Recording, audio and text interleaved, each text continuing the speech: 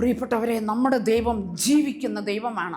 മർക്കോസിന്റെ സുവിശേഷം അധ്യായം 16 20 തിരുവചനം ഇങ്ങനെ പറയുന്നു: കർത്താവ് അവരോടുകൂടെ പ്രവർത്തിക്കുകയും അടയാളങ്ങൾ കൊണ്ട് വചനം സ്ഥിരീകരിക്കുകയും ചെയ്തു.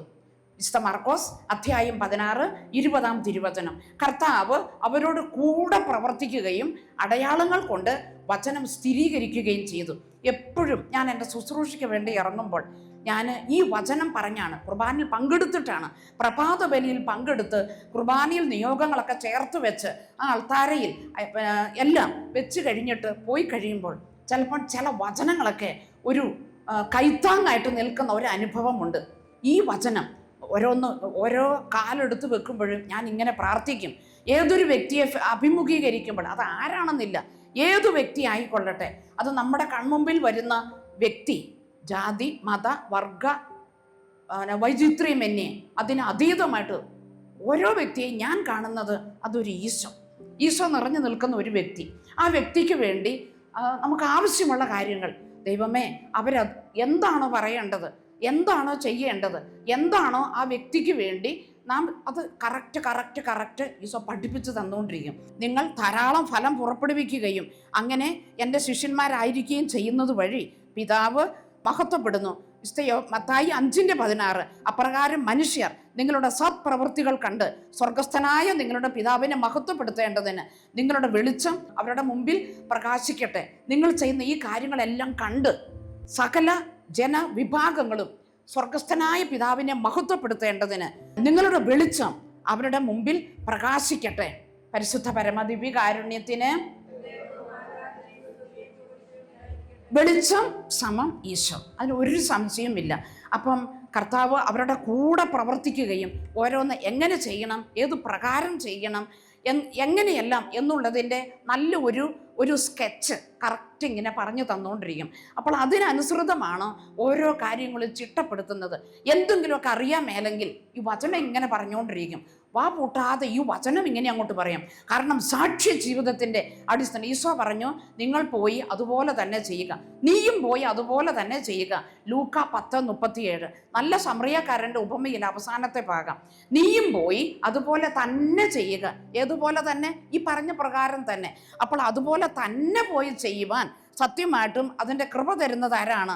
ഈ ദൈവത്തിൻ്റെ വചനമാണ്. അപ്പോൾ വിശുദ്ധ കുർബാന ജീവിക്കുന്ന ഒരു അനുഭവമായിട്ട് നമുക്ക് ഈശോ തരുന്ന ഒരു അനുഭവമാണ്. ഒരു മുസ്ലിമായിട്ടുള്ള ഒരു ഉപ്പയുണ്ടായിരുന്നു. ഉപ്പ അവിടെ അഡ്മിറ്റ് ചെയ്ത് കിടക്കുകയായിരുന്നു. ഞാൻ ചോദിച്ചു, ഉപ്പേ എന്നെ പറ്റി? അപ്പം പറഞ്ഞു, ഭാര്യ മരിച്ചിട്ട് 2 ആഴ്ചയായുള്ളെന്ന് പറഞ്ഞു.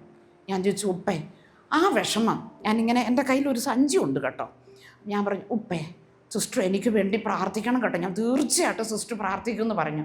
ഞാനിങ്ങനെ പറഞ്ഞു, ഉപ്പച്ചി ആ വിഷമം എല്ലാം ഇങ്ങ് തന്നേരെ, ഞാൻ അതെല്ലാം ഏറ്റെടുക്കുകയാണ്. ഞാൻ എൻ്റെ സഞ്ചിക്കകത്ത് ഇട്ടിട്ട് ഞാൻ കൊണ്ടുപോയി ദൈവസന്നിധിയിൽ ഇരുന്ന് പ്രാർത്ഥിക്കാൻ പോവുക എന്ന് പറഞ്ഞു. ഉപ്പ അതൊന്ന് വിശ്വസിച്ചു. ഞാൻ അവിടെ ഇരുന്നുകൊണ്ട് ഞാൻ പ്രാർത്ഥിച്ചു, ദൈവമേ, ജീവിക്കുന്ന ദൈവമേ, ഈ ഉപ്പച്ചിയുടെ ഈ വിഷമമെല്ലാം ഞാനത് ഏറ്റെടുക്കുന്നു. ആ മനസ്സിലെ വിഷമമെല്ലാം ഞാൻ ഏറ്റെടുക്കുന്നു. അതെല്ലാം ഇങ്ങ് ഈശോ അങ്ങയുടെ കരങ്ങളിലേക്ക് സമർപ്പിക്കുന്നു. അതെല്ലാം ഈ സഞ്ചിക്കകത്തേക്ക് ഞാൻ ഇടുന്നു. എന്നിട്ട് ഞാനത് കൊണ്ടുപോയി അൾത്താരയുടെ ചോട്ടിൽ കൊണ്ടുപോയി വെച്ച് സമർപ്പിച്ചു പ്രാർത്ഥിച്ചു. പിറ്റേ ദിവസം ഞാൻ ചെന്നപ്പോൾ അദ്ദേഹത്തിൻ്റെ സാക്ഷ്യം കേൾക്കണം. ഞാൻ ചോദിച്ചു, വിഷമം ഉണ്ടോയെന്ന് ചോദിച്ചു. വിഷമം പോയോ? സിസ്റ്ററേ, എനിക്ക് ഒരു വിഷമവും ഇല്ലെന്ന് പറഞ്ഞു. എനിക്ക് എന്നായില്ല? എനിക്ക് ഒരു വിഷമവും ഇല്ല. എൻ്റെ പ്രിയപ്പെട്ടവരെ, എന്നും പുതുപുത്തൻ അനുഭവങ്ങളിൽ കൂടി കടന്നു പോകുന്ന വ്യക്തി എന്നുള്ള നിലയിലുള്ള അനുഭവമാണത്. വിശുദ്ധ മത്തായി 25 അധ്യായത്തിൻ്റെ 40 തിരുവചനം. ആ വചനം ഇങ്ങനെയാണ് പറയുന്നത്: ഈ ചെറിയവരിൽ ഒരുവന് നിങ്ങൾ ചെയ്തു കൊടുത്തപ്പോഴെല്ലാം എനിക്ക് തന്നെയാണ് ചെയ്തത്. അങ്ങനെ ഒരു വചനം ഉണ്ടല്ലോ. ഈ ചെറിയവരിൽ ഒരുവന് നിങ്ങൾ ചെയ്തു കൊടുത്തപ്പോഴെല്ലാം ആർക്ക് തന്നെയാണ് ചെയ്തത്? എനിക്ക് തന്നെയാണ് ചെയ്തത്. അപ്പോൾ ഈ ഒരു വചനം, അപ്പം ഓരോ വ്യക്തികൾ അവരാരായിക്കൊള്ളട്ടെ, ഏതൊരു വ്യക്തിയെയും, അതാ പറഞ്ഞ് ജാതി മത വർഗ വൈചിത്ര്യമന്യേ അതിൻ്റെ അപ്പുറങ്ങളിലേക്ക് ഒരു വ്യക്തിയെ കാണാൻ, അവരെ മനസ്സിലാക്കാൻ കൃപ നൽകുന്നത് പരിശുദ്ധ കുർബാനയാണ്. നമ്മുടെ കണ്ണുകളിൽ കൂടി സത്യമായിട്ടും ഈശോയാണ് നോക്കുന്നത്. അപ്പം വിശുദ്ധ പീറ്റർ ജൂലി നെയ്മാഡിൻ്റെ ഒരു പ്രാർത്ഥനയാണത്. ഈ കാലഘട്ടത്തിൽ കർത്താവിന് മറ്റുള്ളവരെ കാണുവാൻ ഈശോയ്ക്ക് കണ്ണുകളില്ല. നമ്മുടെ കണ്ണുകളെ ഈശോയ്ക്ക് കൊടുക്കാം. ഈശോയ്ക്ക് നന്മ ചെയ്യുവാൻ ഈശോയ്ക്ക് കരങ്ങളില്ല. നമ്മുടെ കരങ്ങളെ നമുക്ക് ഈശോയ്ക്ക് സമർപ്പിക്കാം. നന്മ ചെയ്തുകൊണ്ട് സഞ്ചരിക്കുവാൻ അവിടത്തേക്ക് പാദങ്ങളില്ല. നമ്മുടെ പാദങ്ങളെ നമുക്ക് ഈശോയ്ക്ക് സമർപ്പിക്കാം. അതുകൊണ്ട് നമ്മുടെ ശരീരത്തിലെ ഓരോ അവയവവും സത്യമായിട്ടും ഈശോയുടെ അവയവങ്ങളായിട്ട് മാറുന്ന അനുഭവമാണ്.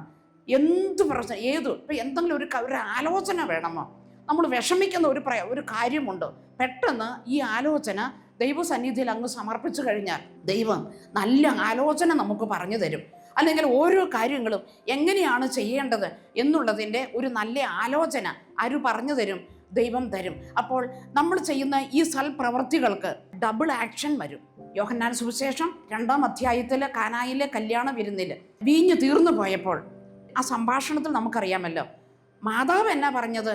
നിങ്ങൾ അവൻ പറയുന്നത് പോലെ ചെയ്യൻ. അപ്പോൾ അവൻ പറയുന്നത് പോലെ ചെയ്യുന്ന ഒരു പ്രവൃത്തി ഞാനൊന്ന് പറയുകയാണ്. അവൻ പറയുന്നത് പോലെ ചെയ്യുക. അപ്പോൾ ഈശോ പറഞ്ഞതുപോലെ നമ്മൾ ചെയ്ത ഒരു പ്രവൃത്തിയുടെ ഒരു അനുഭവം പറയാം. ഒരു പ്രാവശ്യം ഒരു പാവപ്പെട്ട രോഗിയെ, അതൊരു ഒരു ഒരു അഗതിയായിരുന്നു, ആരുമില്ലായിരുന്നു. ഞാൻ ആ മനുഷ്യനെ വിളിച്ചുകൊണ്ട് പോട്ടെ. അതിന് ഈ പറഞ്ഞതുപോലെ കട്ടിങ് ഷേവിങ് ഒക്കെ ചിലപ്പോൾ ഒരു മൂലയിൽ കൊണ്ടുപോയി ഇരുത്തി കട്ടിങ് ഷേവിങ് എല്ലാം ഇങ്ങനെ ചെയ്തു കൊടുത്തുകൊണ്ടിരിക്കുകയായിരുന്നു.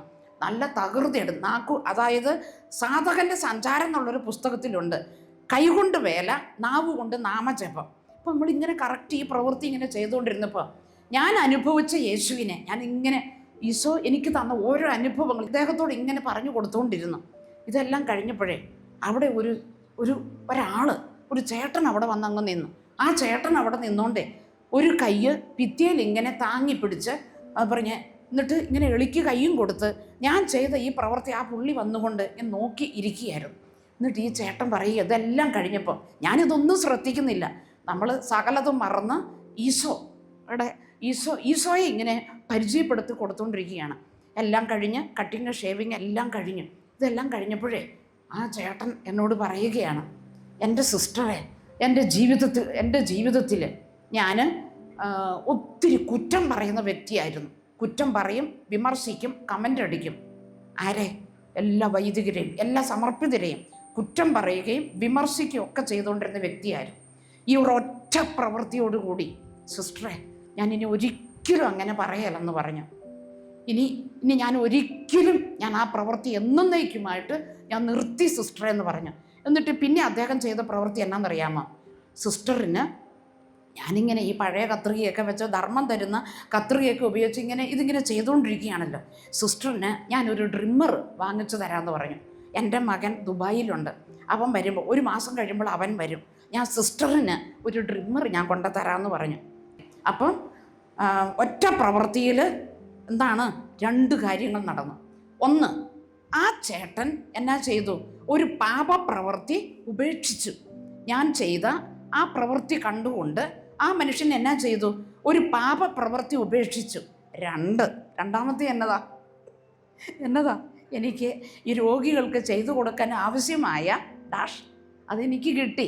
വിശുദ്ധ മർക്കോസിൻ്റെ സുവിശേഷം 7-ാം അധ്യായം 37-ാം തിരുവചനമാണിത്. അവര് അളവറ്റ വിസ്മയത്തോടെ പറഞ്ഞു, അവന് എല്ലാ കാര്യങ്ങളും നന്നായി ചെയ്യുന്നു. ബധിരർക്ക് ശ്രവണശക്തിയും ഊമർക്ക് സംസാര ശക്തിയും നൽകുന്നു. എനിക്കിഷ്ടപ്പെട്ട വചനം ഇതാണ്. അവൻ എല്ലാ കാര്യങ്ങളും നന്നായി ചെയ്യുന്നു. എൻ്റെ പ്രിയ സഹോദരങ്ങളെ, വിശുദ്ധ മർക്കോസ് 7:37 അച്ചട്ടാണ്, ലൈവാണ്, അത് ശക്തിയുള്ള എന്ന് പറഞ്ഞ് ഈശോ ചെയ്തതുപോലെ തന്നെ ചെയ്യാൻ അവൻ എല്ലാ കാര്യങ്ങളും നന്നായി ചെയ്യുന്നു.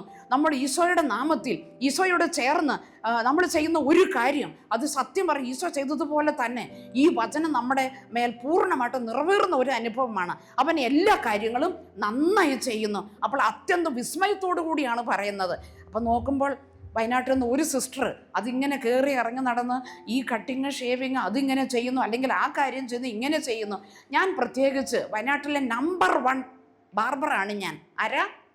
ഞാൻ ബാർബർ, നമ്പർ 1 ബാർബർ.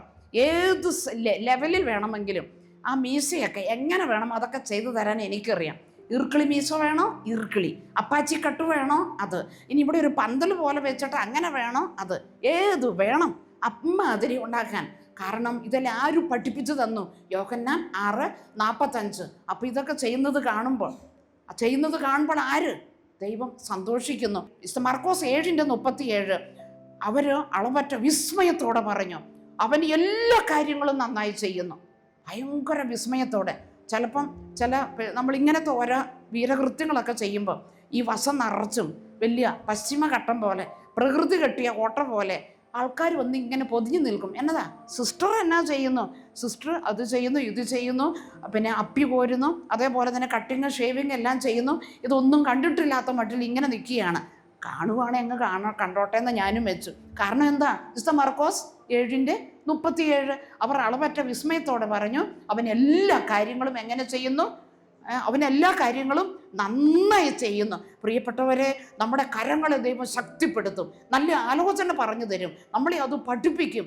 ഒരു ബാർബർ ഷോപ്പിൽ പോയിട്ടും പഠിച്ചിട്ടുള്ള ഒരാളല്ല, പക്ഷെ അത് അങ്ങനെ ചെയ്യണം, ഇത് ഇങ്ങനെ ചെയ്യണം, ആ ഡ്രിമ്മർ എടുത്ത് അങ്ങനെ പ്രയോഗിക്കണം, അതിൻ്റെ സ്റ്റൈൽ ഇങ്ങനെ വരുത്തണം, അതിങ്ങനെ ചെയ്യണം. അപ്പം നല്ല ഒക്കെ എല്ലാം അപ്പം ഇങ്ങനെ. കാരണം മർക്കോസ് 16:20 കർത്താവ് അവരുടെ കൂടെ പ്രവർത്തിക്കുകയും അടയാളങ്ങൾ കൊണ്ട് വചനം സ്ഥിരീകരിക്കുകയും ചെയ്തു. അപ്പോൾ ഇതുള്ളത് കൊണ്ടാണ്. അപ്പം ഒരു നിർമ്മല ദർപ്പണം പോലെയാണ്. അപ്പം നല്ല രസമാണ് അതങ്ങനെ. വചനം ജീവിക്കുന്ന ഒരനുഭവം. വചന സമം ഈശോ, വിശുദ്ധ കുർബാന സമം ഈശോ. അപ്പോൾ ദൈവം, അപ്പം നമ്മൾ ആരായിട്ട് മാറുന്നു? സത്യമായിട്ട് മറ്റൊരു ക്രിസ്തുവായിട്ട് നമ്മൾ മാറുന്നു. പ്രിയപ്പെട്ടവരെ, ഇങ്ങനെ പോയിട്ട് ഈ ബാർബറിൻ്റെ പണിയും അതും ഇതുമൊക്കെ എടുക്കുന്നത് എന്തിനാണെന്നറിയാമോ?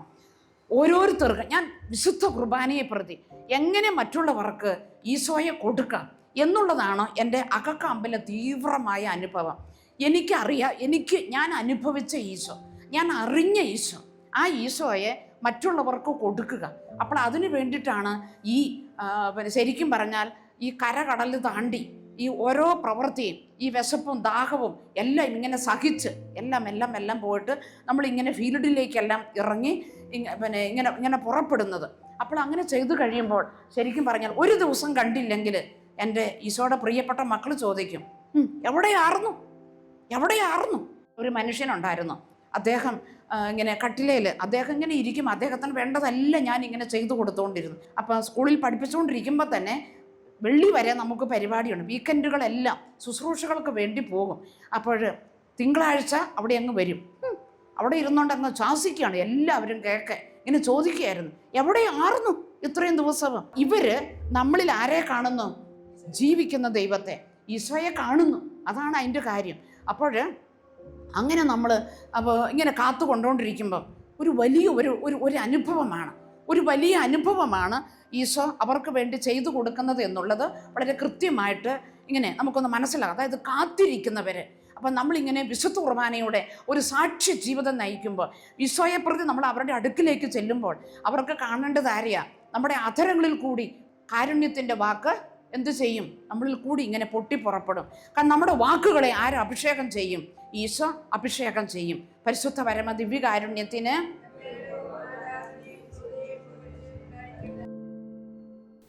വിശുദ്ധ കുർബാനയുമായി ബന്ധപ്പെട്ട വീഡിയോകൾ നിങ്ങൾക്ക് ലഭിക്കാൻ ഈ ചാനൽ സബ്സ്ക്രൈബ് ചെയ്യുക.